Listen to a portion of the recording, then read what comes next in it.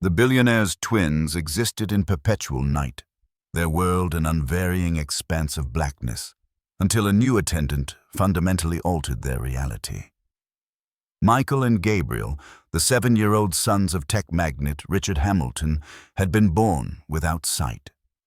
For 7 years, their existence was confined to a silent, featureless void. Leading pediatric ophthalmologists, from the esteemed institutions of New York to Boston and even across Europe, had all offered the same grim prognosis. It was impossible. They would never see. To fully grasp the situation, picture a luxurious penthouse apartment on Manhattan's Upper East Side. Thick draperies were perpetually drawn, every furniture edge meticulously padded, and the ambient sound dampened, a consequence of the long absence of children's joyous exclamations. Richard had already expended $15 million on a litany of surgeries, therapies, specialized equipment, and fleeting hopes, only to accumulate more exhaustive diagnostic reports and a deeper well of despair. From the upper floors, the muffled sounds of the children's weeping served as a constant, mournful soundtrack. Richard found himself isolated in his study, paneled with rich walnut, his gaze fixed upon Central Park through the expansive windows. His eyes traced the climbing roses adorning the balcony, yet their beauty remained beyond his grasp. His wife, Marina, had tragically passed away during childbirth. A dual sorrow had befallen the Hamilton residence: the loss of a mother and the lifelong blindness of her 2 children. Richard's company, meanwhile, thrived. Its stock reached unprecedented heights, but these were merely abstract figures in the face of his children's unyielding confinement to darkness. The intercom chirped. Security announced the arrival of a candidate for the housekeeper position. In a household where every aspect ran with clockwork precision, the upkeep of cleanliness seemed a comparatively minor concern, and Richard shared this sentiment. He entered the grand hall, its floors adorned with polished marble. It was on this floor that a pivotal shift occurred, originating from what initially seemed an insignificant encounter. Isabella Johnson stood at the reception desk. She was a slender black woman, dressed in a neat white shirt, dark trousers, and scuffed but clean old sneakers. A compact tool bag was slung over her shoulder, her hair pulled back, her expression calm. The security guard looked up, briefly scanned her visitor identification, and dismissively stated, "The service entrance is around the back." Though phrased as a mere procedural instruction, the subtle, sharp undertone of microaggression stung like a physical blow. Isabella raised her head. "I have an appointment with Mr. Hamilton." A brief silence followed. "Oh, my apologies, ma'am. The elevator to the penthouse is this way." Celia Carter, the long-serving house manager, met Isabella in a hallway adorned with oil paintings and softly lit lamps. "Mr. Hamilton is quite punctual," Celia murmured. "However, this house operates under specific guidelines." Isabella nodded, her eyes taking in the details. Rounded cabinet corners, padded table edges, clear pathways, all adapted for the comfort of blind children. What caused a pang in her chest was the sight of every window being completely sealed, shutting out the bright Manhattan morning. Richard entered, impeccably dressed in a navy suit, his face etched with weariness but maintaining a polite demeanor. "Thank you for coming, Miss Johnson." They shook hands. He briefly reviewed her resume. The position encompassed 3 floors, 12 bedrooms, a library, and 2 offices. The salary was $3,000 per week, with weekends off. There was one explicit condition: "Do not disrupt my children's therapy schedule. I will not permit anyone to foster hope only to shatter it once more." His voice softened on those final words, as if he hesitated to even articulate them. Isabella took a slow, measured breath. She understood the profound weight of hope that had curdled into despair. In Brooklyn, she had previously cared for her younger brother, who had limited vision. She had taught him sound localization techniques, engaged him in light perception games, and introduced him to objects with contrasting colors. He had tragically passed away in an accident at the age of 15. Since that devastating loss, Isabella had resolved that if she ever had the opportunity, she would utilize all her acquired knowledge to ensure no other child experienced life solely through tears and sorrow. "I don't make promises I cannot guarantee," she responded, her gaze steady. "I will simply perform my duties and respect your family's grief." From upstairs, the children's soft cries resumed. Richard winced almost imperceptibly. He closed the folder. "You may commence your duties tomorrow morning." As Isabella walked down the hallway, Nanny Martha, a woman in her 50s with fair skin, clad in a simple kitchen-style uniform, offered a thin, knowing smile as she glanced at Isabella's tool bag. "We maintain a very particular order here." The unspoken message was clear. Do not alter anything, especially not our established ways. Isabella returned a polite smile. She was accustomed to being relegated to her designated role in such households, simply the staff. That evening, in her modest staff quarters, Isabella opened an old wooden box. It contained handwritten notes from her time caring for her brother, a small flashlight, a few black and white cards, and a spinning top that made a clicking sound. She packed them with care. New York was a city where even the smallest crack could let in light. Perhaps, within that towering residence, she might discover an opening to channel illumination. The following morning, Isabella arrived early. Celia opened the kitchen door, offering her a cup of coffee. Richard passed by, engaged in a phone conversation, yet he offered a subtle nod. Isabella set out her tools, mentally reinforcing the directive. Do not interfere. However, the faint cries emanating from the second floor exerted an invisible pull, guiding her steps. The door to the family room was slightly ajar. Two substantial armchairs cradled two small figures. Michael and Gabriel were rocking back and forth, a self-soothing rhythm. Martha sat nearby, her attention fixed on her phone screen. "Stop crying," she said. "You know it changes nothing." She did not look up, nor did she move closer. Isabella's heart ached. She subtly stepped back towards the door, her hand reaching for a spray bottle. The sound it produced was clear, sharp, like fleeting streaks of light. Both boys immediately lifted their heads. "Hello there," Isabella whispered, her voice soft as if addressing unseen presences. "I'm Isabella. I've come to make this room clean and fresh." Michael turned his head towards her with uncanny accuracy. Where is Martha?" "She'll be back shortly. Would you like to help me listen to some sounds?" She sprayed the bottle again. Gabriel chuckled. Michael began tapping his fingers in time with the sound on the armrest of the chair. Laughter erupted, as sudden and bright as the first rays of sun after a rain shower. In that brief moment, Isabella realized that the darkness within these walls was not as impenetrable as it appeared. It possessed fissures, and through those fissures, light could find its way. She cast a glance at the heavy curtains, an idea sparking like a struck match, but she suppressed it. Not yet. For now, her focus would be on re-establishing the rhythm of the room, a rhythm of sound, of comfort, of trust. Deep within her, a silent conviction took hold. Within 2 hours, something would transpire that would profoundly impact the entire household, and it would begin with the slightest sliver of light through a curtain. Isabella placed the mop in a corner, put away her phone, and pulled a chair closer to the twins. "Shall we play a call and response game?" She tapped lightly on the table. Tap, tap, tap. Then she paused. Michael listened intently, then tapped back.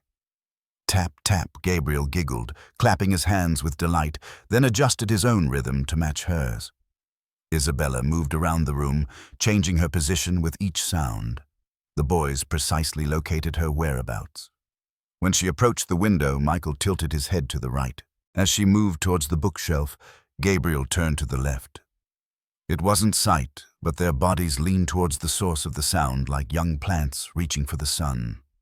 "Excellent," Isabella murmured, lowering her voice, fearful of disrupting their rare focus.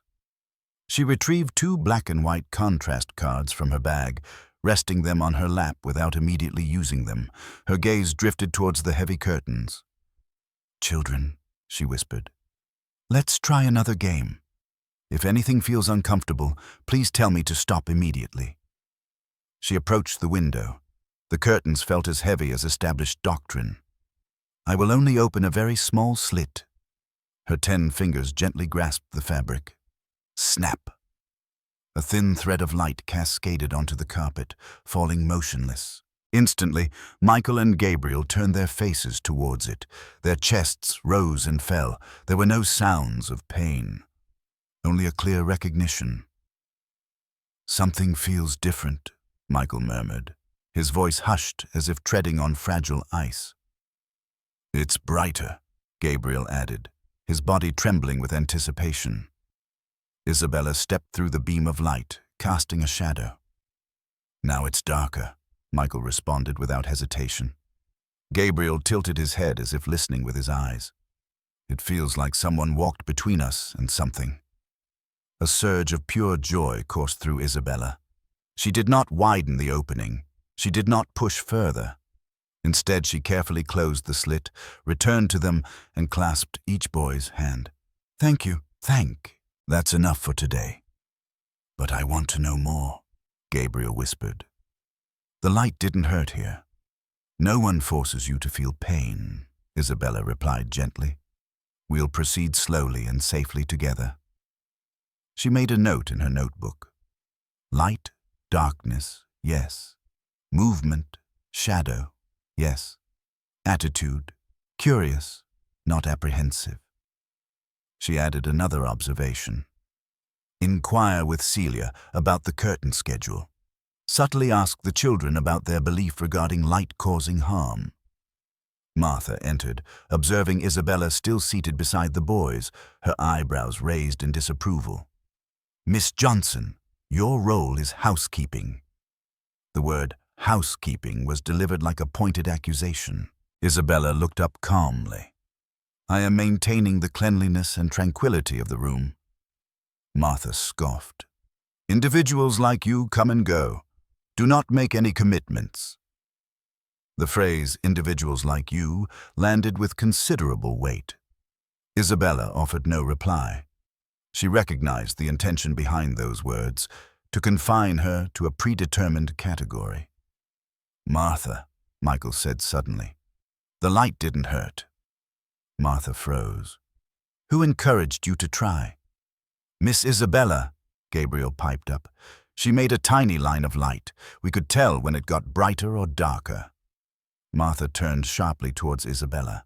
"You had no authority to do that." Isabella maintained a steady tone. "I created a safe, minimal stimulus. The boys were able to stop at any point." Hurried footsteps echoed from the stairs. Richard appeared in the doorway, his tie loosened, his face betraying an unmasked shock. He had been nearby and had overheard the exchange about light and pain. "What is transpiring here?" His gaze shifted from his sons to Isabella. "We attempted a brief exposure to light," Isabella explained, enunciating each word carefully. "They were able to distinguish between light and shadow." The room seemed to hold its breath. "Dad, I can see light," Gabriel exclaimed, his voice filled with a fear that the nascent perception might vanish if not immediately declared. Michael echoed his sentiment, more quietly, but with a firmer conviction. "Dad, I can sense when it becomes brighter." In that precise moment, the entire household seemed to shudder. Celia hurried up from the kitchen, her hand pressed to her chest. Martha's face paled. "This is reckless." Richard remained frozen for a moment, then stepped forward, kneeling before his sons. "Did anything cause you pain?" "No." "Was it too bright?" "No, just different." He turned to Isabella, his lips trembling. "Can you do it again? Exactly as before, so I can perceive it?" Isabella nodded. "Only if the boys wish to." She looked at them. Gabriel nodded. Michael squeezed her hand and whispered, "Okay."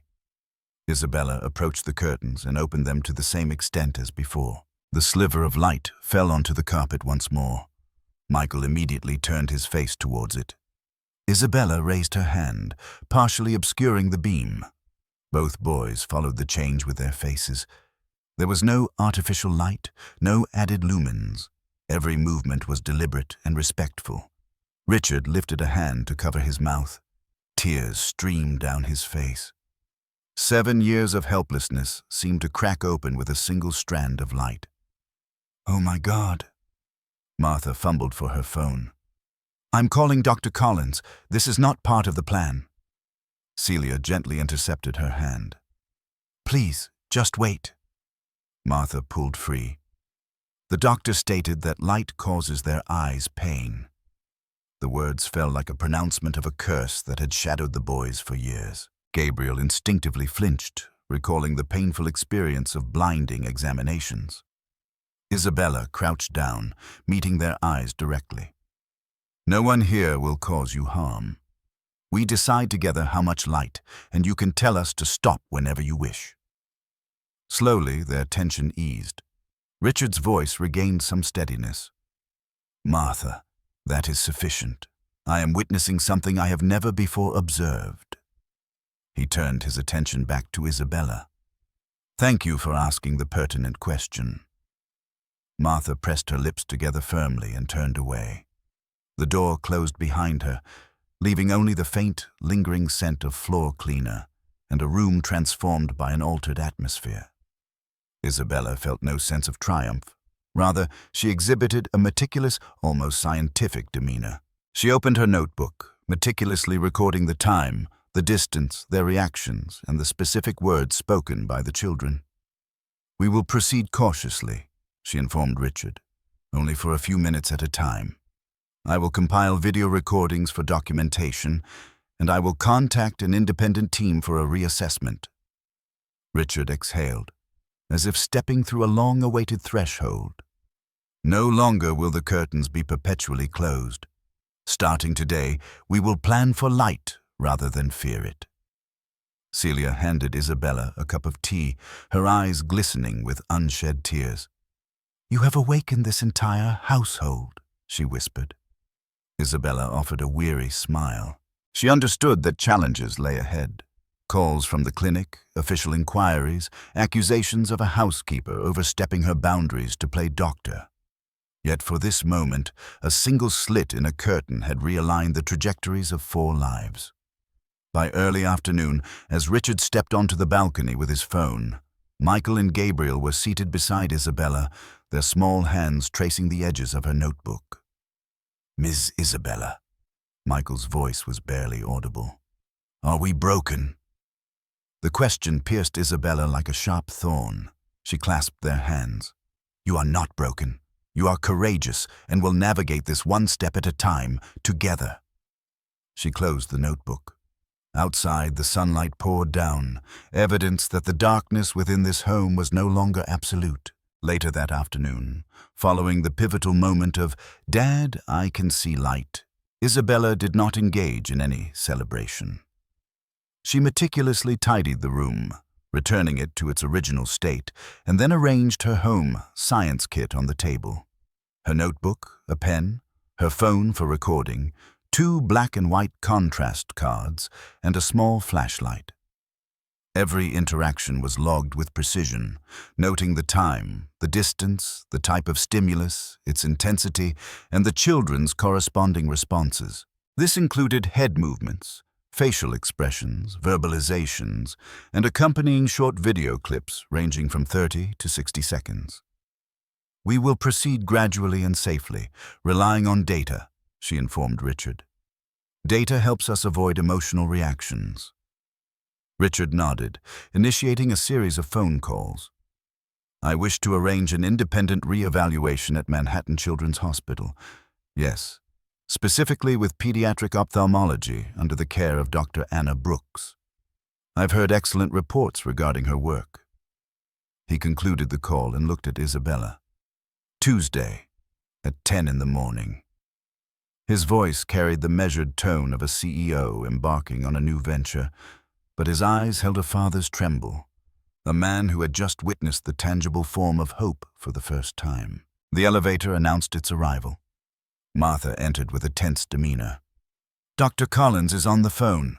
He insists." Richard picked up the receiver and switched it to speakerphone. A clear male voice boomed through the room. "Mr. Hamilton, I have received concerning reports. A housekeeper is acting as a physician with your children. This is a highly irresponsible action." Richard maintained his composure. "We observed a clear discrimination between light and dark. I possess video evidence." There was a brief pause on the other end, followed by a tone of dismissal. "Parental videos are not considered evidence. Cortically blind children exhibit random head movements." Isabella stepped closer, speaking clearly. "We conducted repeated trials. The same stimulus yielded the same response. And doctor, your own neonatal report indicated a possibility of light perception. Why did that observation disappear from subsequent reports?" A silence ensued. Dr. Collins' tone shifted. "Hope can be a cruel mistress, Miss Johnson. False hope inflicts harm." He then adopted a more severe tone.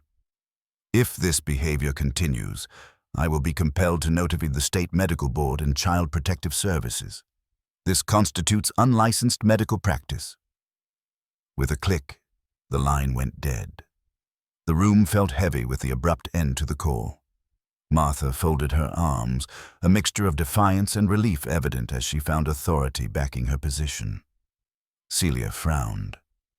"He speaks as if we did not just witness what occurred." Isabella remained silent. She turned back to her data, opened a video clip, numbered the trial, and tagged it. "Lux up to 50, estimated through thin curtain, distance up to 3 meters, hand-shadow occlusion 50%. If they arrive," she stated, "we will present them with the facts. Data is objective. It possesses no skin color or bias." They did not have to wait long. In the late afternoon, the doorbell chimed. 2 officials appeared.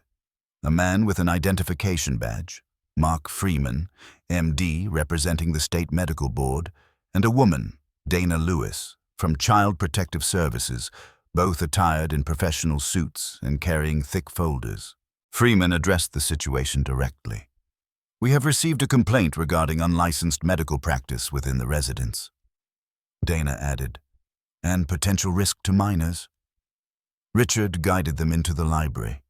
Martha lingered at the doorway, her eyes glinting with what seemed like satisfaction, as if she had finally found irrefutable evidence to relegate Isabella to the status of mere help. Freeman glanced at Richard's business card, his voice lowering respectfully. "Mr. Hamilton," he began, then turned his attention to Isabella, his tone growing colder. "Miss Johnson, what precisely are you doing with these children?" Isabella recognized that uneven tone all too well. She spread out her notebook and phone on the table. Stimulus response play, sound localization, a tiny curtain opening to test light-dark discrimination, shadow blocking to assess change detection. The children always retain the right to cease at any moment. No medical equipment is used, nor are any invasive procedures performed. Dana quickly perused the pages and inquired, "Do you have a safety plan in place?" Isabella slid an A4 sheet across the table. It outlined a 4-week protocol, 5 to 7 minutes per session, 3 to 4 times daily. Lux levels would be gradually increased through the thin curtain, avoiding direct glare. Any indication of distress would result in an immediate cessation. Freeman looked at Richard. "We will need to observe the children." Richard signaled. Michael and Gabriel entered, holding hands. Upon seeing the individuals with badges, both boys flinched. Dana knelt down, offering a warm smile. "Hello, I'm Dana. I don't use needles. I'm just here to ensure you are safe." Michael visibly relaxed slightly. Isabella then asked, "Would you like to play the tiny light game again, like before? If you say stop, we will stop." Both boys nodded in agreement. Isabella carefully cracked the curtain, revealing the same narrow beam of light that fell across the carpet. Both their faces turned towards it. Isabella then partially blocked the light with her hand. "Darker," Michael stated instantly, as if someone had simply walked in front of something. Gabriel whispered, "Now it's lighter." Freeman scribbled in his notepad, but his eyes softened. "Again," he requested. Isabella repeated the action, stating, "The results are consistent. I will now play the video clips from this morning, aligned with my notes." Dana nodded gently.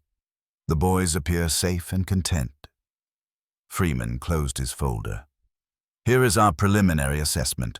We do not observe any immediate harm or evidence of unlicensed medical treatment. What we are seeing is sensory play with documented observations." He turned to Richard. "Please schedule a formal evaluation with an independent pediatric ophthalmology team."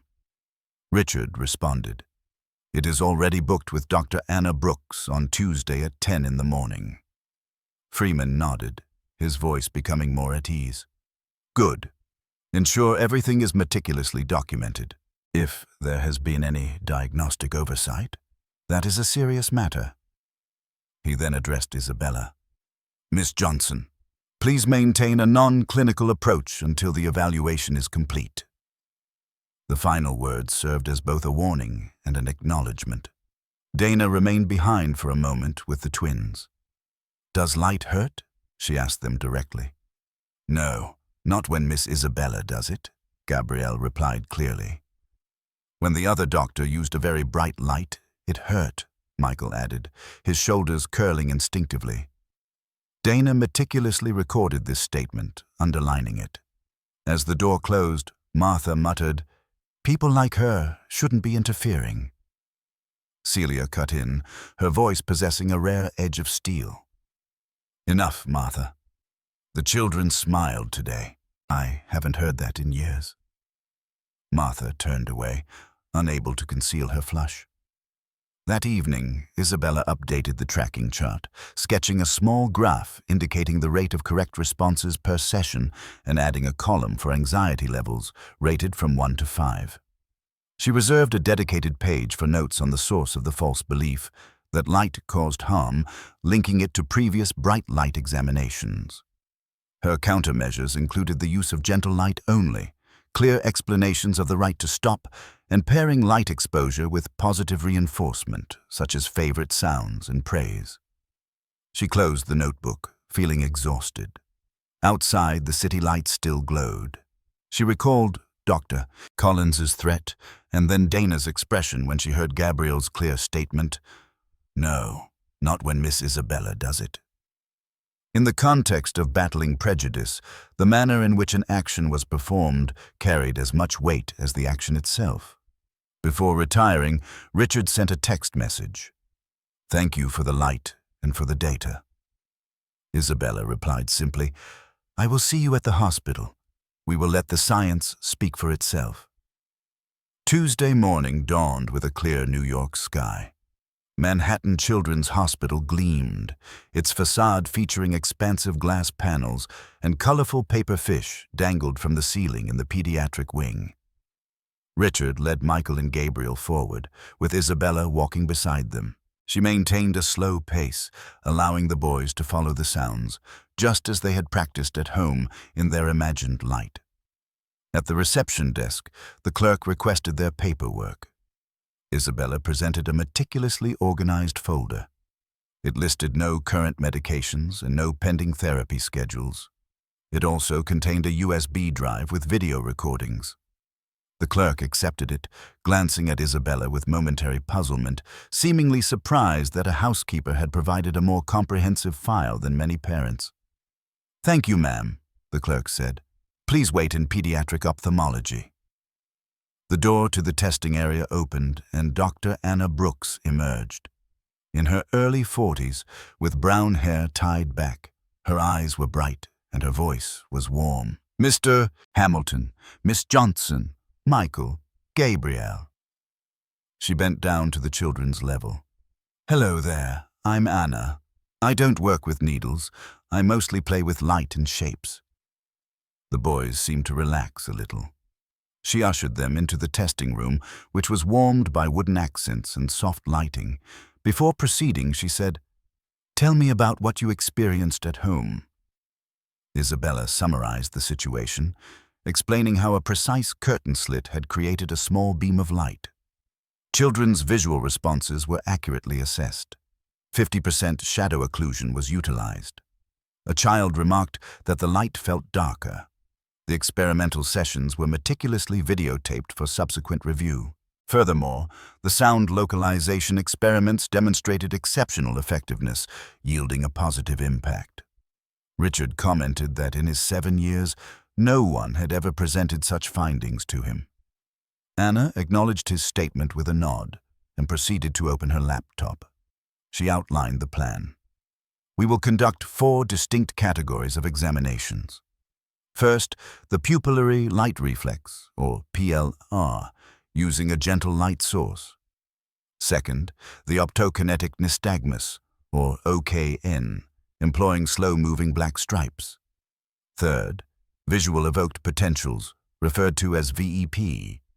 And finally, the full field stimulus threshold, or FST. All these procedures will be performed with care, ensuring no discomfort, and the children retain the absolute right to cease at any time. She then elaborated on the first test. Test 1. PLR, the pupillary light reflex. We will conduct this in a dimly lit environment. I will use a soft light source positioned indirectly, never directly at your eyes. We will observe the pupils using an infrared camera. I am now shining a very gentle light near you, not directly at you. Michael's pupils showed a slight constriction, while Gabriel's responded more noticeably. Anna meticulously recorded. PLR shows a positive response, indicating the afferent pathway is intact. She moved to the second test. Test 2. OKN. The screen will display slowly moving black and white stripes. From a distance, I will prompt the boys to focus their eyes. Michael exhibited a faint OKN response, while Gabriel's was clearer. This suggests an ability to track large, high-contrast patterns, Anna explained, displaying the waveform to Richard. She proceeded to the third test. Test 3. VPE. This involves a cap with electrodes, designed to resemble a game accessory. High-contrast patterns will be presented, reversing at a slow pace. Both children generated VP waveforms, which were irregular but clearly discernible. Isabella clasped her hands together, holding her breath. Richard gazed intently at the screen, as if witnessing the formation of a new continent rising from a vast sea. She then introduced the final test. Test 4, FST. This will be conducted in a darker room. We will present broad field stimuli at varying intensities. Michael activated the button when he perceived a change, with a moderate delay. Gabriel responded more consistently, pressing the button even at lower intensity levels. Anna made a note. No exaggerated reactions observed. Between each examination, she consistently inquired, "Would you like to stop or continue?" Each time the boys responded, "Continue." Anna offered a warm smile. "You two are incredibly brave."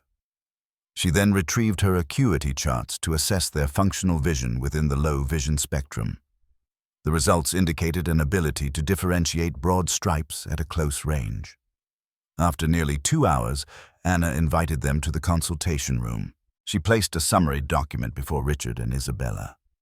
Based on the PLR plus response, the OKN plus response, the VP waveforms, and the FST thresholds, I estimate that both children possess functional vision at approximately 30%. They are not totally blind. With targeted sensory stimulation and habilitation commencing immediately, they can achieve significant improvements in their functional capabilities.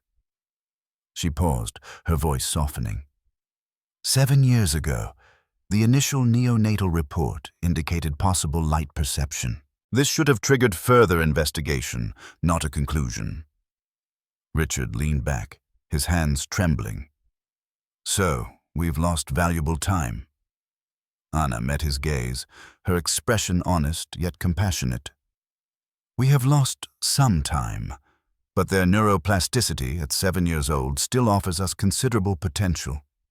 What is most important is our subsequent actions. She turned her attention to Isabella. Your approach, slow, well-documented, and always with consent, is precisely how we would proceed in a clinical setting. Please maintain your protocol. We will supplement it with weekly vision therapy sessions. Isabella nodded, her eyes moist but resolute. We will adhere strictly to the data. Anna then printed a formal document. I have here a revised diagnosis, an intervention plan, and a monitoring schedule, she offered further. With your permission, I would like to publish this information as an anonymized case study to ensure that no other doctor overlooks such a crucial detail again. Richard responded without hesitation. Yes, absolutely. Make it public.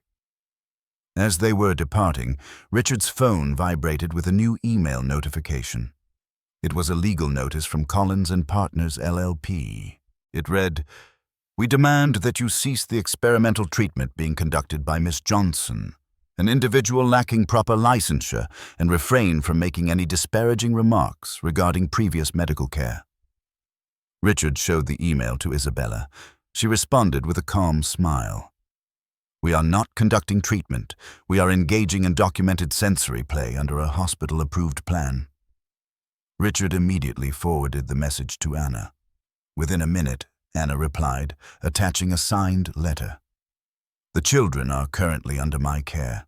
Home-based sensory routines are an integral part of their established plan. Richard responded with a simple, thank you. On their journey home, Celia sent a text message. The curtains have been adjusted to be thinner, as per your schedule.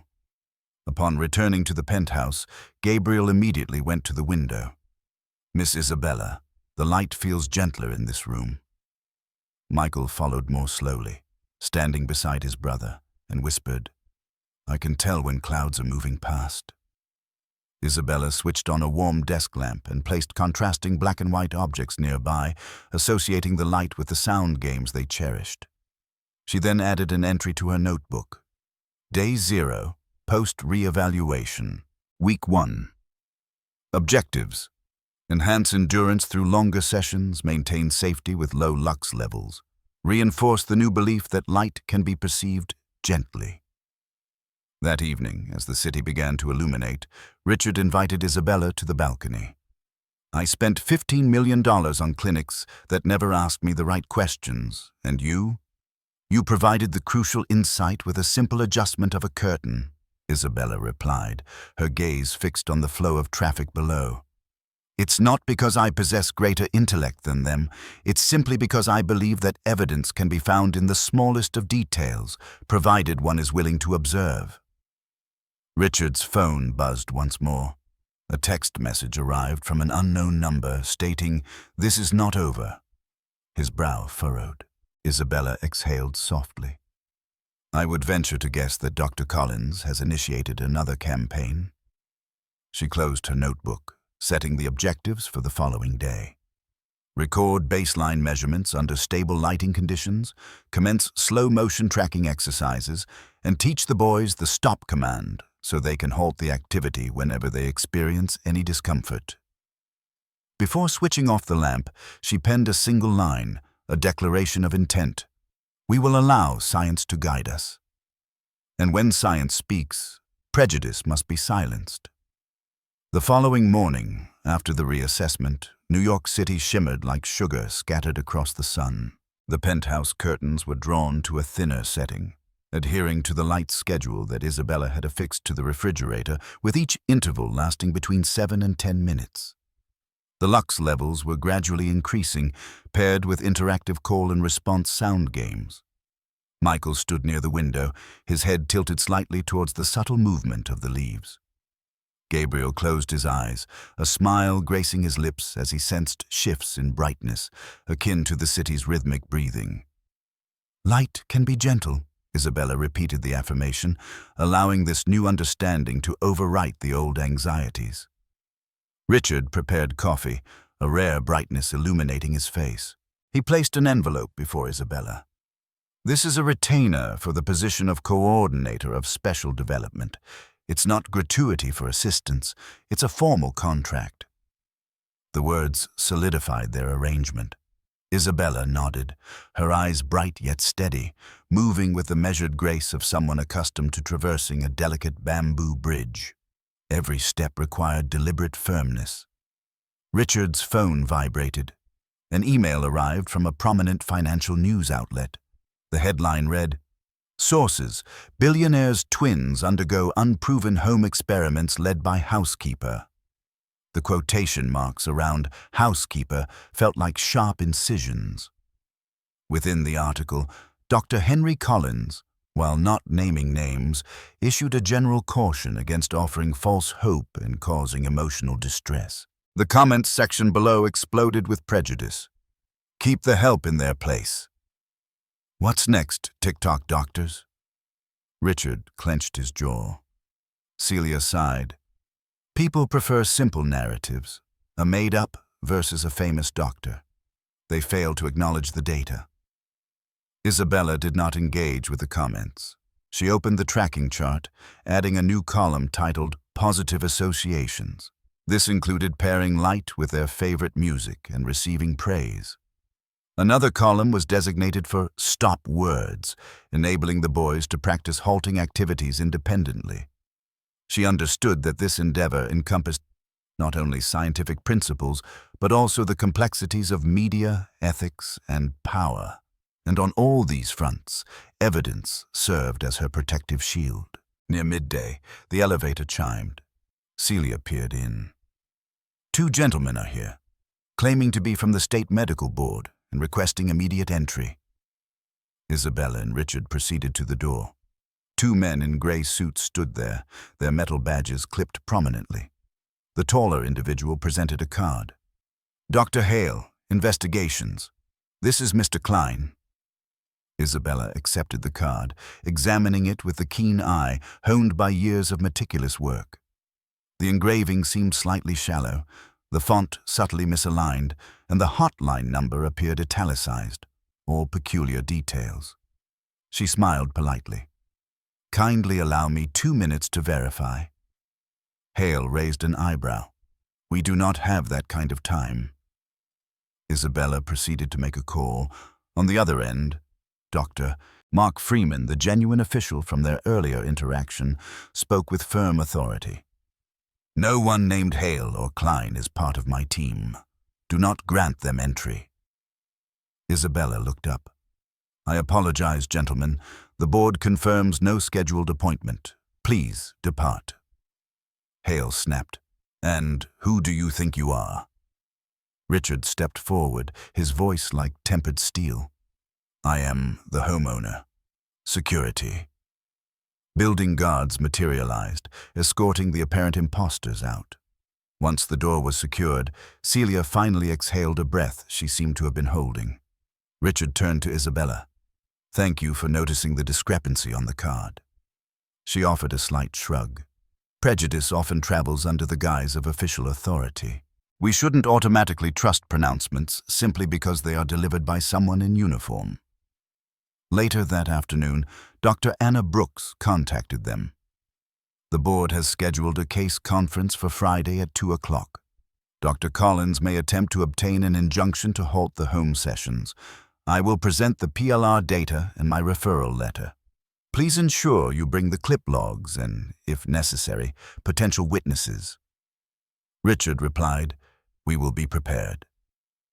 Isabella resumed her training. She retrieved a set of optical filters, a thin yellow film and a pale blue film. Her intention was not to speak vaguely of warm or cool tones, but to objectively test the perceived brightness across different spectra. Does this feel brighter? She inquired evenly. Gabriel, the yellow one, feels brighter. Michael, the blue one, feels dimmer, Isabella noted. She meticulously recorded perceived brightness difference, yellow versus blue. No conclusions were drawn at this stage. No credit was claimed. The objective was solely to allow the scientific evidence to reveal its own pattern. That afternoon, a news crew lingered in the building's lobby. Cameras were rolling, and security personnel were present, but questions were still being directed towards them. "Miss Johnson, are you conducting experiments on the children?" Isabella pressed her lips together briefly, then stepped towards the edge of the hall, speaking clearly and concisely to the camera lens. "We do not conduct experiments on children. We listen to them. We engage in gentle, documented sensory play under a hospital-approved plan. Hope is not cruel when it is quantifiable." She did not linger to engage in further debate. Additional words would only be subject to selective editing. Nightfall brought a quiet stillness inside. Michael placed a hand on Isabella's notebook. "Miss Isabella, will they prevent us from continuing?" She knelt to his level. "No one can take away what you have already experienced. Even if they temporarily halt our activities, the perception of light remains, and we will return to it."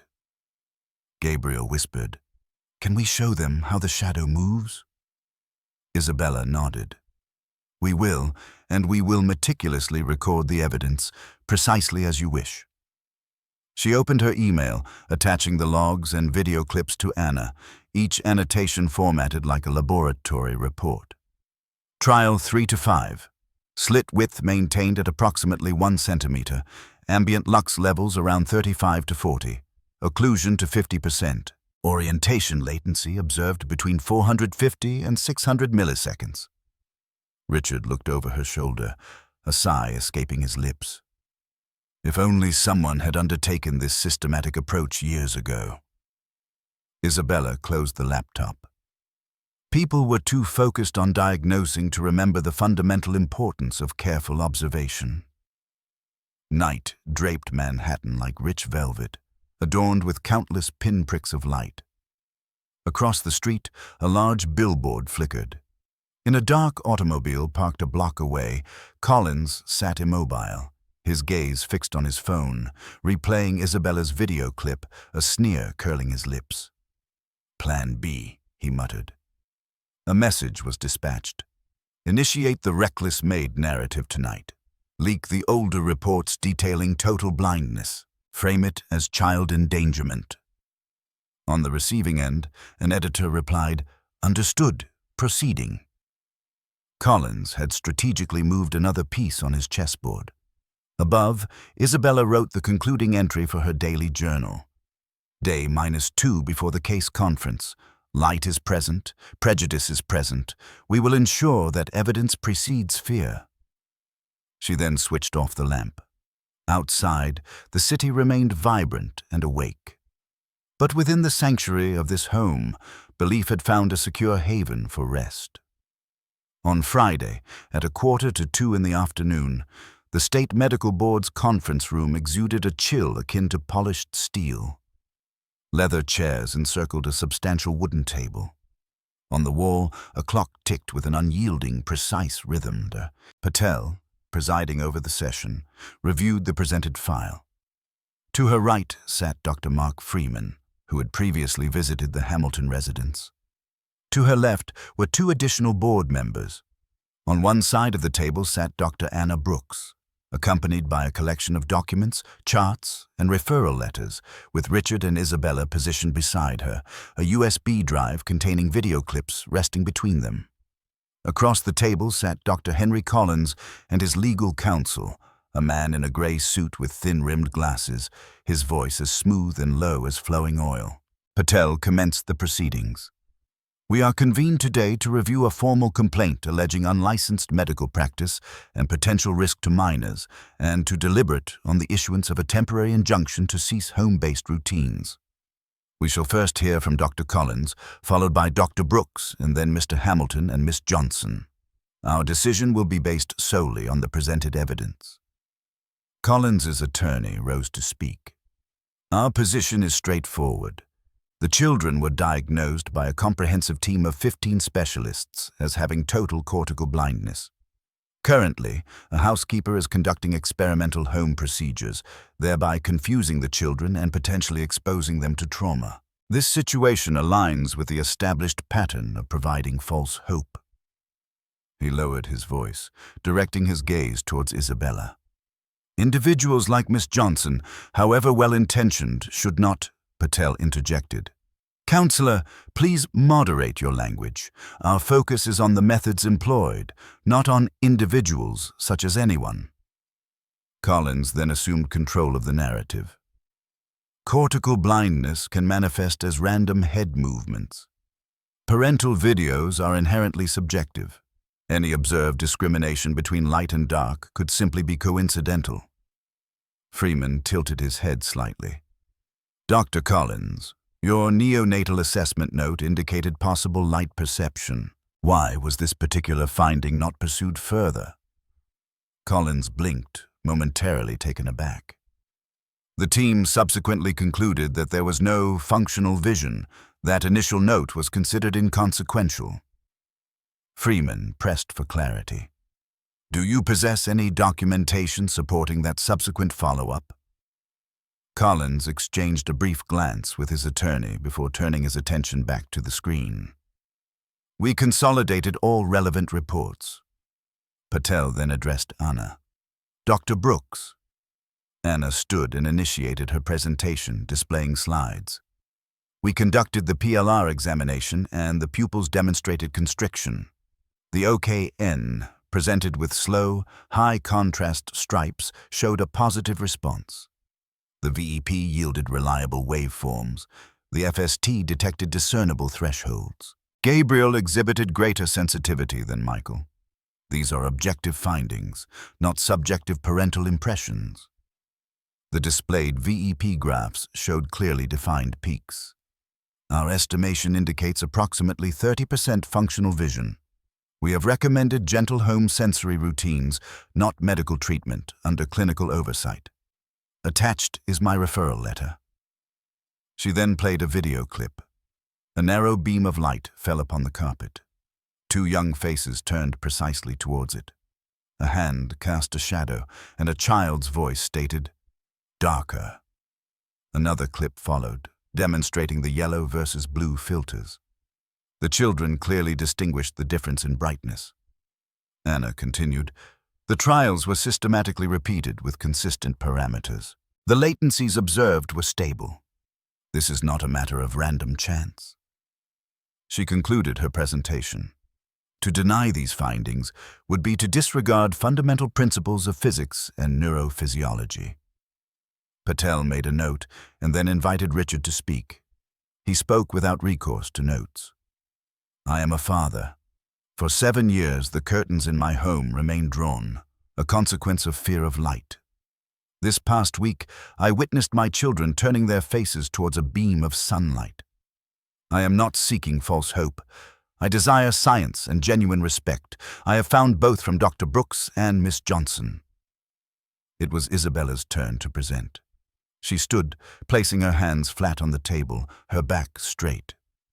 I am a black woman from Brooklyn. I am also a care worker who has dedicated years to observing, listening, and learning. First, with my brother, and now with these boys. In our home, we engage in play sessions based on informed consent and meticulous documentation. The children have the absolute freedom to say stop at any moment. There is no glare, no coercion. Light can indeed be gentle.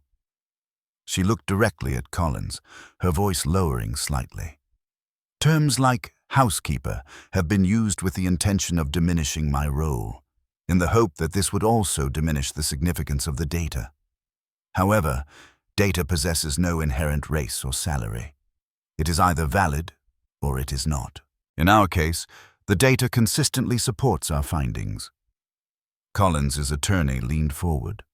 How many academic degrees do you possess, Miss Johnson? The question carried a palpable hiss. Isabella did not flinch.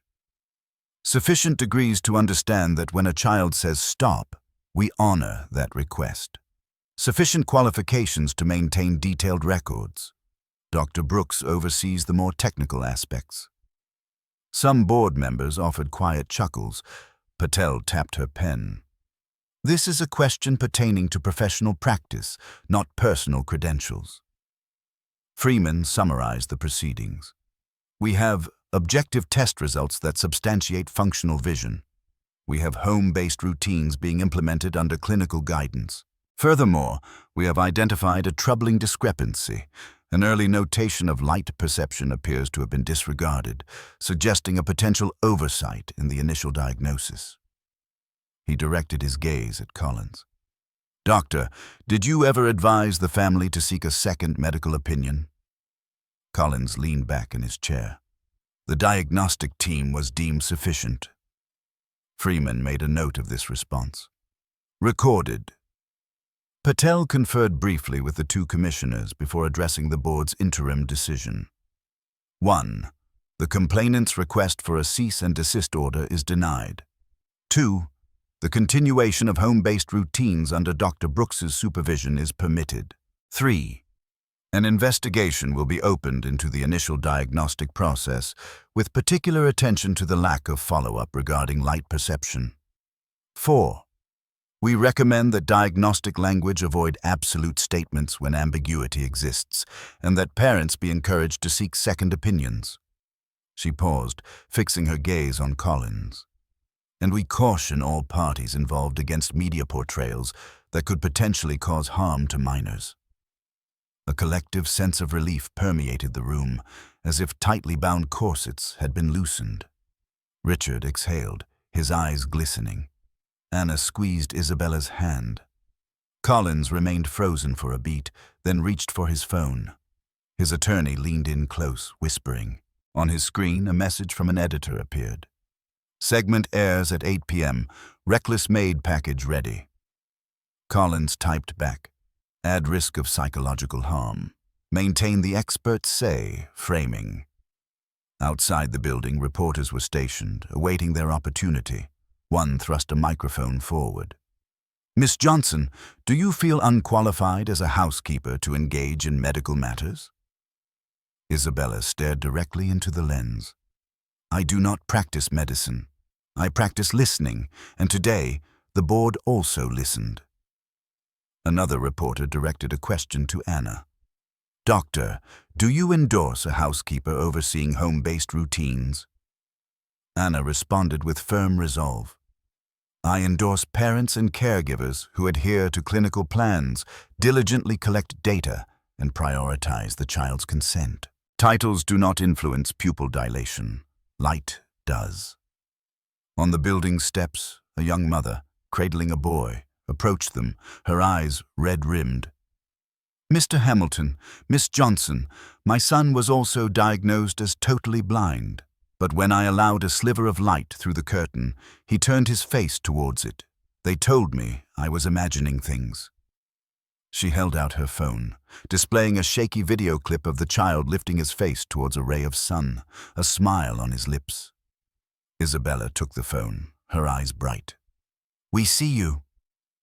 Behind her, two more parents tentatively raised their hands. A nascent class-action lawsuit had just found fertile ground. That evening, the 8 o'clock broadcast featured a segment titled Reckless Maid. Isabella's statement to the camera was notably edited, omitting the crucial phrase, under a hospital plan. The accompanying chyron blared, Billionaire's twins caught in unproven home experiments. An anonymous expert, their voice digitally distorted, issued a warning about potential trauma. Richard switched off the television. They referred to you as a maid. Isabella smiled, a weary expression crossing her face. Tomorrow, we will refer to them as defendants. She opened her laptop, beginning to draft an inquiry subject. Potential class action regarding medical bias and diagnostic oversight.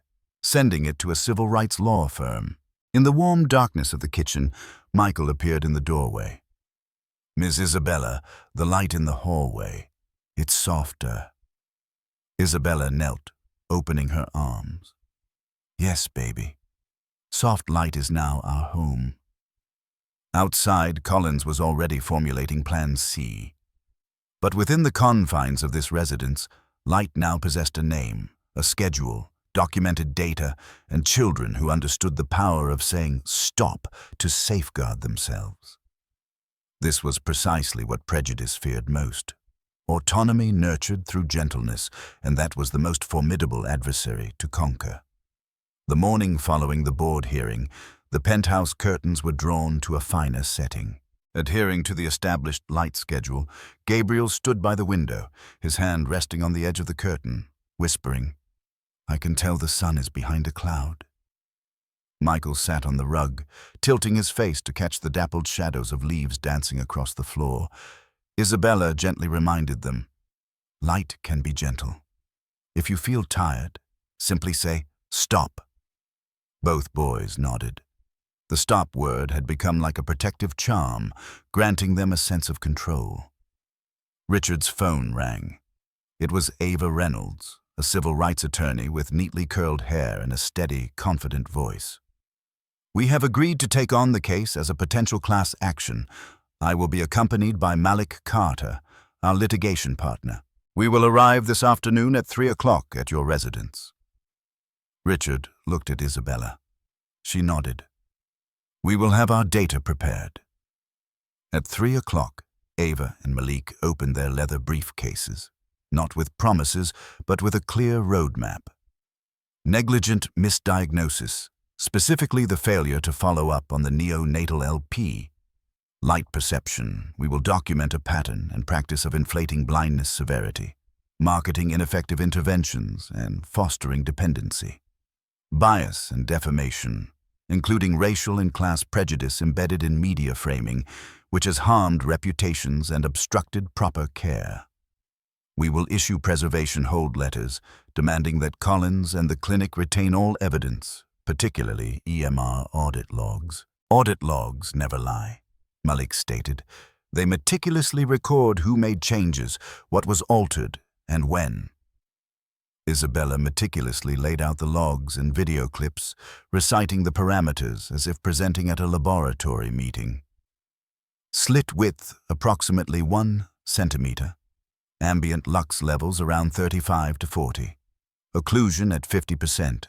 Response latency approximately 450 to 600 milliseconds.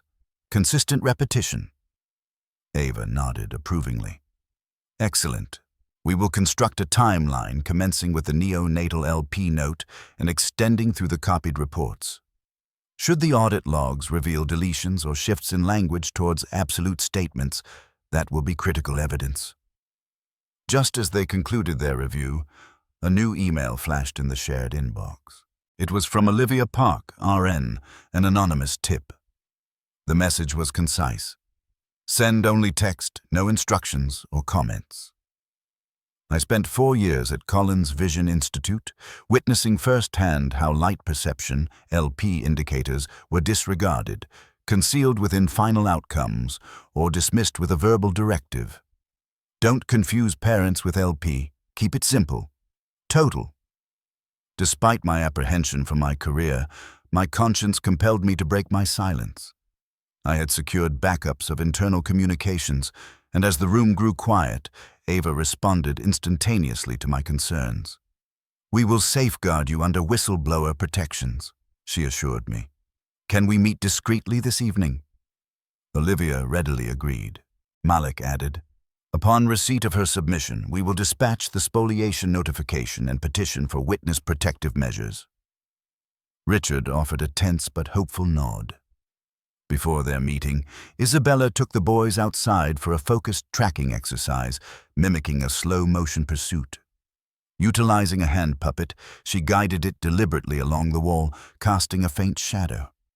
Gabriel followed with unwavering attention, while Michael, though slower, adjusted his trajectory.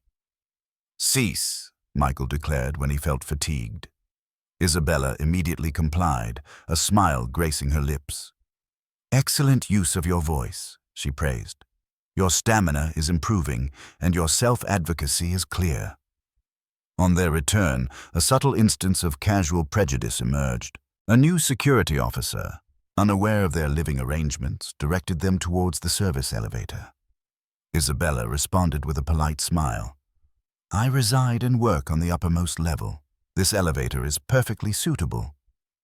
Richard arrived just then, his voice resonating clearly through the lobby. "Miss Johnson oversees special development initiatives in my household. Anyone who contradicts this fact will undergo bias retraining before their subsequent shift." The guard offered an abashed apology, and the boundary was firmly established. That evening, Olivia Park arrived via a side entrance. A slender Korean-American nurse, her hands tightly clasped around her bag, she was led by Ava into a secluded room. Though trembling, Olivia articulated her account with clarity. "The Epic EMR system retains an audit log," she explained. "I observed a notation indicating LP investigation within the NICU patient's record. Weeks later, a consulting physician revised the problem list to reflect total cortical blindness, omitting any reference to LP. When I inquired, my supervisor advised, 'Do not complicate matters.'" She then produced a USB drive containing screenshots of internal correspondence and extracted logs she had meticulously saved to her personal account prior to her departure. Ava handled the drive with care, logging the chain of custody and sealing it within an evidence bag. Malik promptly transmitted the spoliation letter to Collins's legal department, flagging it for the Attorney General. Isabella poured tea, saying to Olivia, "I appreciate you seeing the children." Olivia pressed her lips together. "I witnessed too many young ones flinch under intense illumination. They ought to have received gentle light and structured routines, just as you provide." Her words settled with a comforting warmth akin to a thick wool blanket on a chilly night. The subsequent day, a small yet significant moment unfolded within the penthouse. In the kitchen, a patch of sunlight streamed through sheer curtains, illuminating the floor tiles. Gabriel exclaimed, "Observe, sun puddles." Michael playfully stomped within the luminous glow, giggling, "It's warm, let's pretend."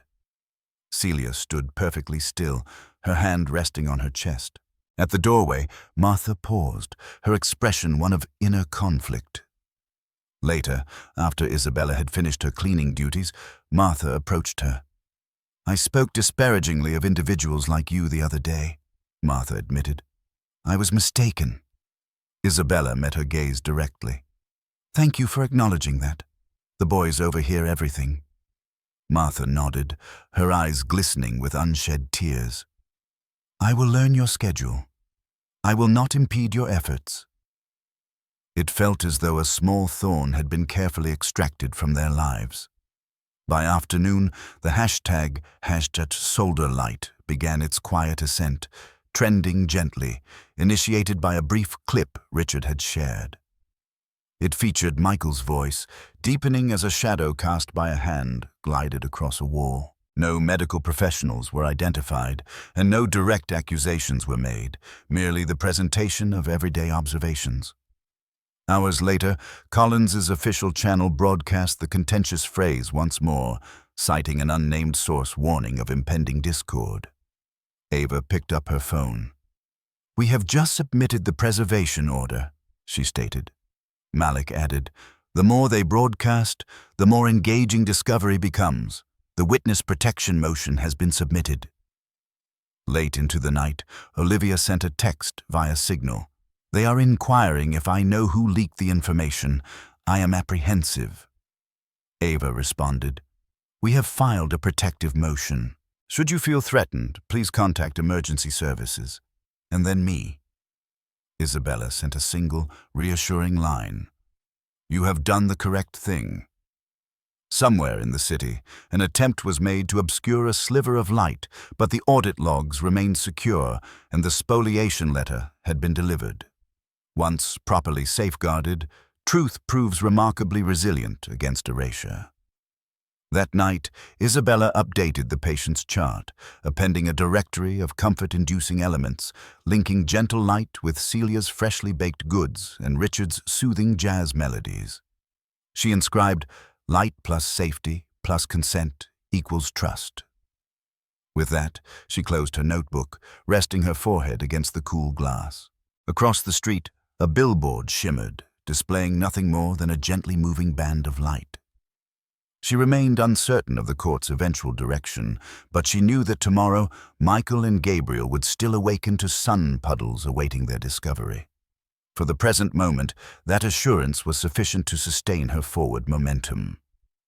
2 days later, the state Supreme Court convened an urgent hearing concerning Collins's petition, which sought an injunction to prohibit all home-based routines and impose a gag order on the family. The courtroom buzzed with anticipation, filled to capacity. On the plaintiff's side sat Collins and his legal counsel. Representing the defense were Richard, Isabella, Ava, Malik, and Dr. Anna Brooks, a physician clad in a white coat, her hair neatly secured in a low bun, documents at the ready. Collins's attorney boomed, "Home routines administered by a domestic employee lacking any medical licensure present significant psychological risks. Furthermore, the family's media engagement serves to confuse the public." Ava Rose countered, her voice sharp and precise. Housekeeper is a professional designation, not a metric of caregiving capability. In this instance, all activities are classified as sensory play, prescribed within a hospital-approved plan under Dr. Brooks' supervision. We are submitting verifiable data and logs. We implore the court to dismiss this petition. The judge, a silver-haired gentleman with round spectacles, perused the file. Does the plaintiff possess any specific evidence demonstrating harm to these children resulting from the activities described? Collins's lawyer advanced, presenting vague expert opinions and quotes. The judge's brow furrowed. I requested specific harm to these 2 children. Collins's team faltered. Malik rose. Your Honor, we possess supervised video footage clearly depicting the children exhibiting smiles and voluntarily ceasing activities when fatigued. There is no indication of coercion or undue glare. Dr. Brooks, the judge summoned. Anna stepped forward. Objective assessments confirm functional vision at approximately 30%. I prescribe these home routines as an integral component of their rehabilitation. Halting them for unspecified reasons would cause greater detriment. The children would lose the progress they are steadily building. The judge nodded, then addressed Collins directly. And regarding the media? Collins shifted uncomfortably.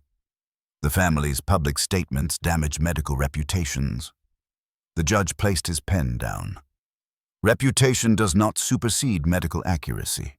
The gag order is denied. The ruling resonated like a clear bell. The request for an injunction is also denied.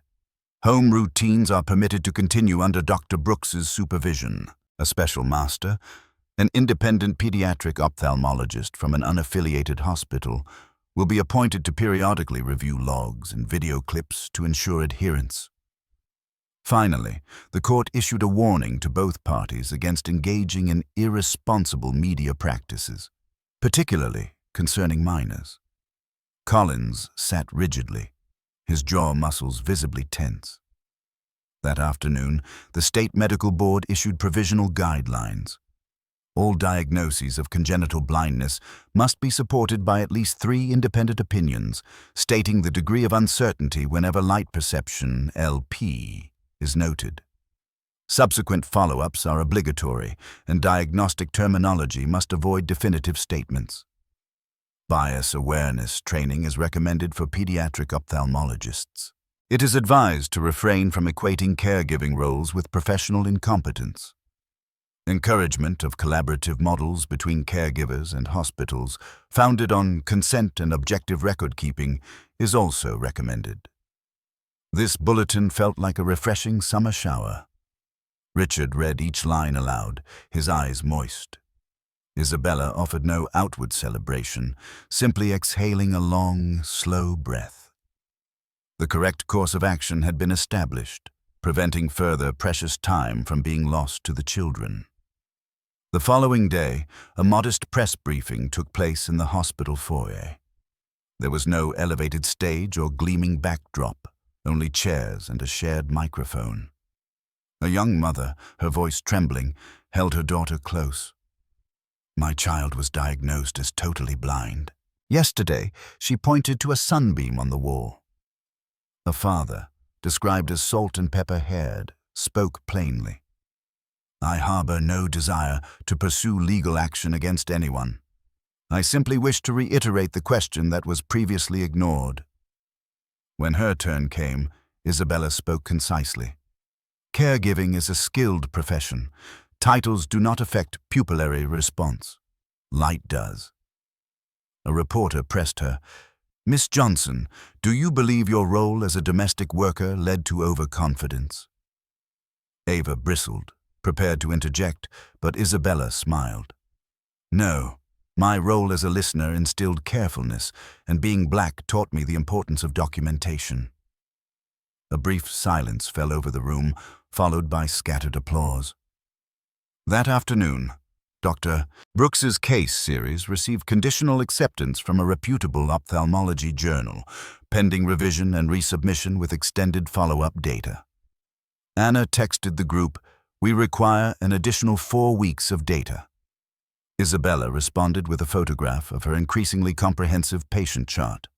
Science, she mused, operated with the steady, reliable rhythm of a clock. At dusk, Isabella took the twins to Central Park for an outdoor tracking session.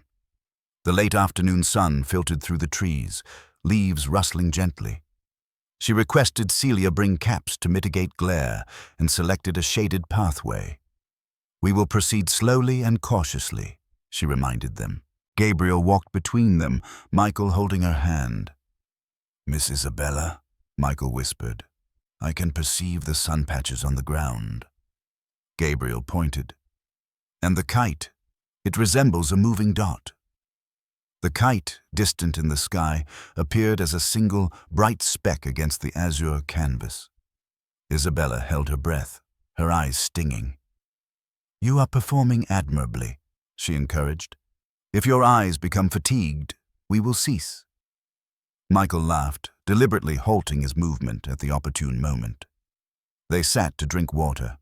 Richard, positioned a few steps away, discreetly checked his phone, wiping his eyes.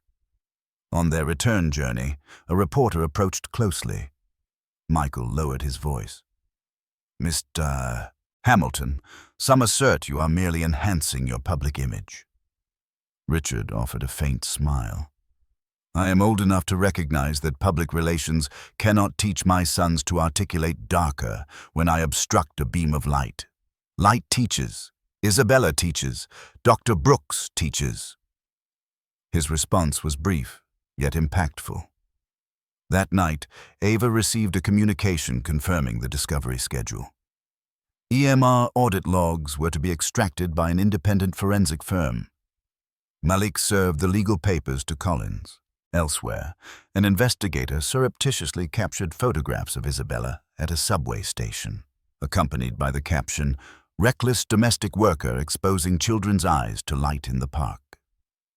Ava countered swiftly, releasing the logs from the park session, detailing the time, lux levels, and the shaded location, along with a video from the special master confirming the safety of the activity.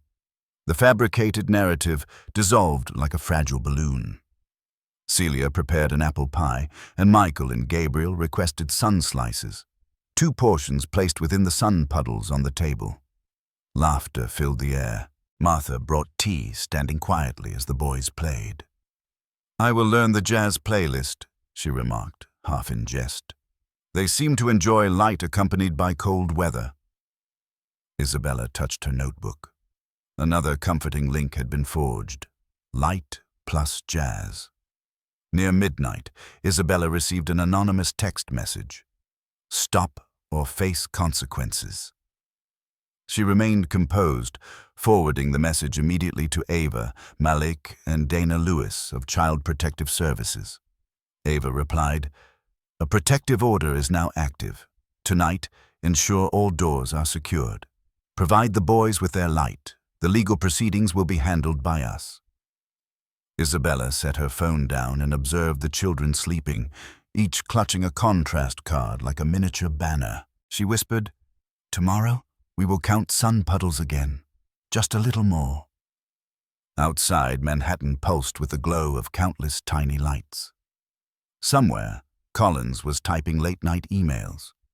But within this home, light possessed a name, a schedule, evidence, allies, and 2 children who had recently acquired a new phrase: sun puddles. Tomorrow, the court would fulfill its role. Tonight, the light had already performed its own gentle, persistent, and enduring work.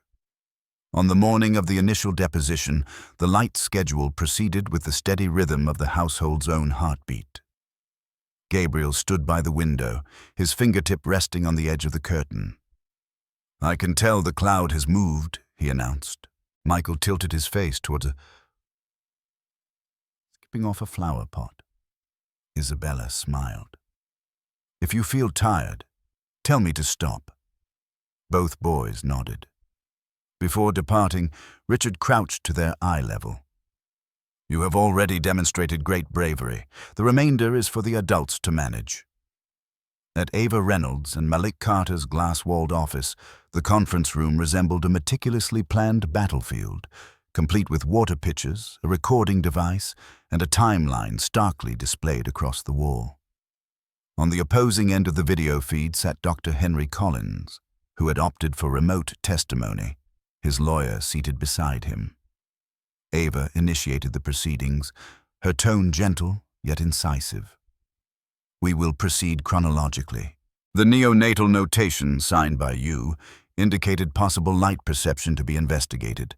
Please confirm this." Collins cleared his throat.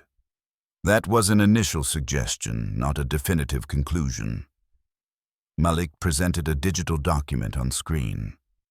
Subsequently, the problem list was amended to total cortical blindness with no LP reference. "Who executed that alteration?" Collins replied, "We consolidated notes to preclude any confusion." Malik offered a thin, sympathetic smile. "However, the EMR possesses an audit log. It meticulously records every action, user identification, timestamp, and the specific field edited.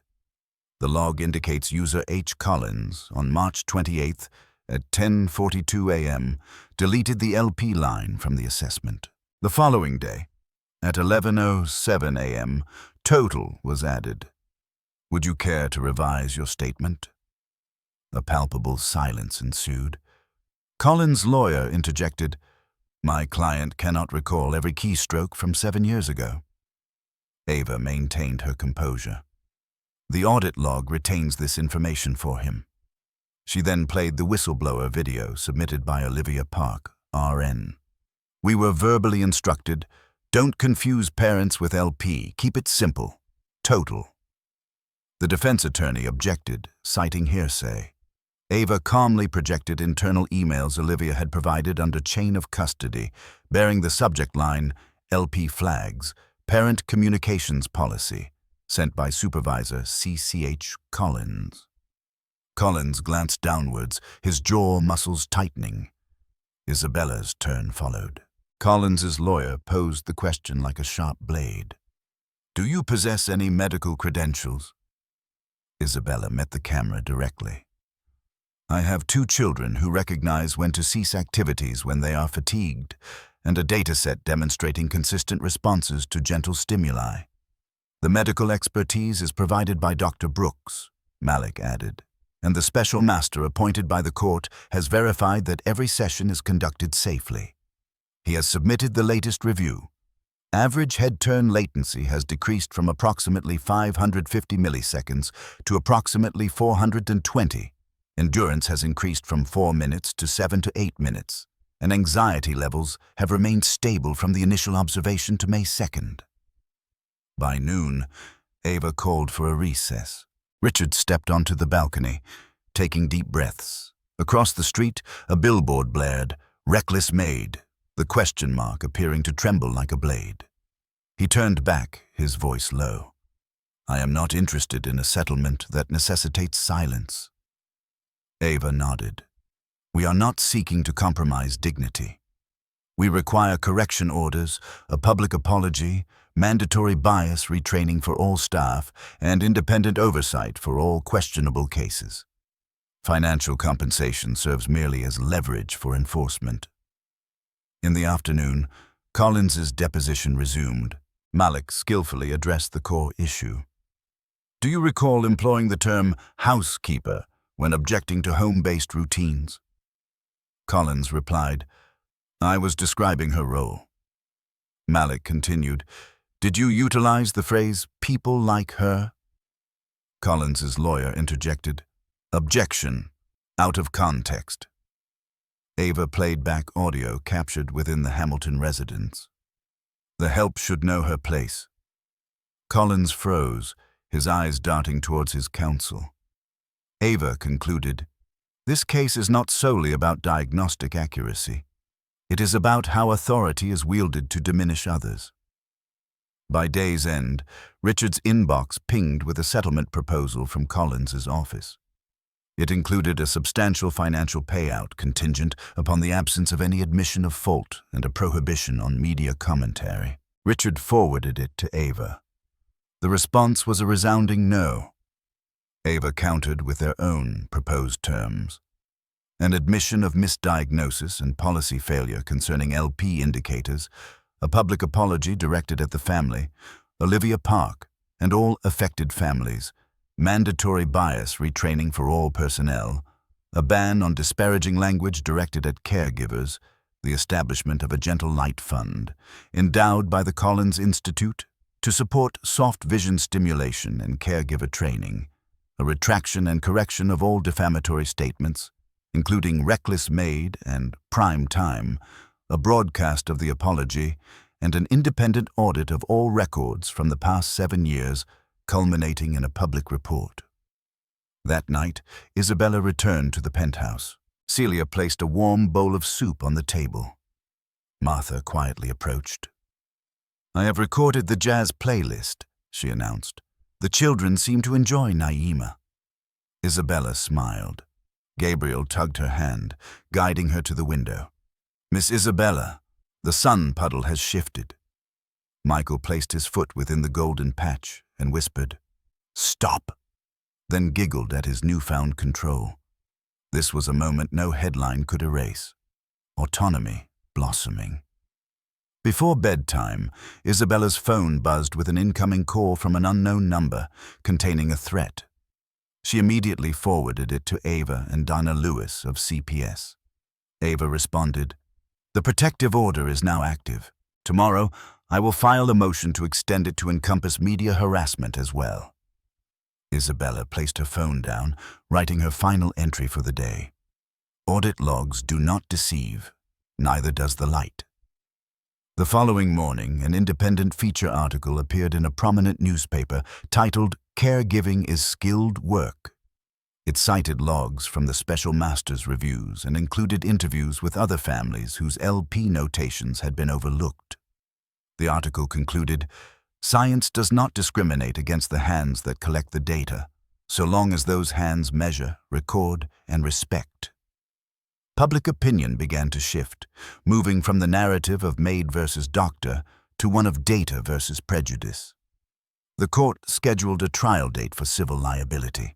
Collins altered his strategy, leaking information about the rejection of a generous settlement offer.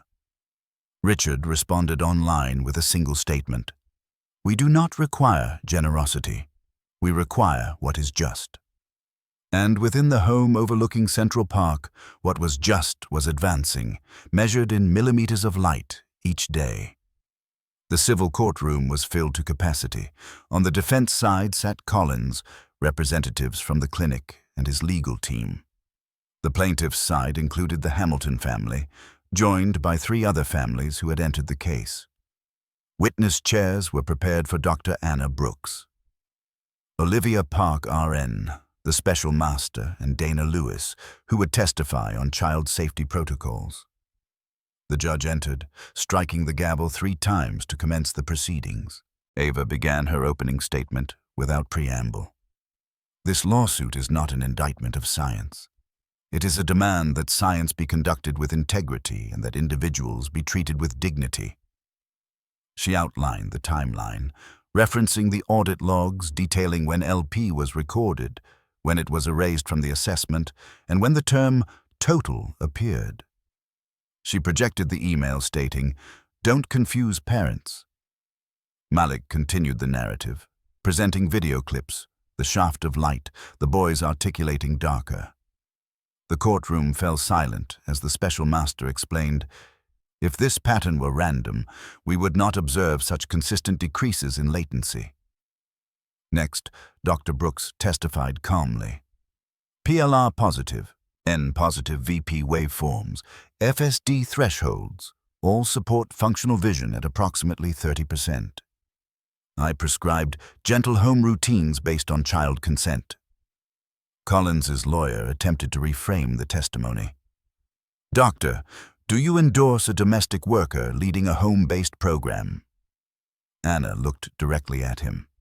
"I endorse caregivers who are trained to follow a clinical plan and record data objectively. Titles do not affect pupillary response. Light does." Olivia Park took the stand, her hands trembling slightly. Ava asked softly, "Are you afraid?" Olivia offered a sad smile.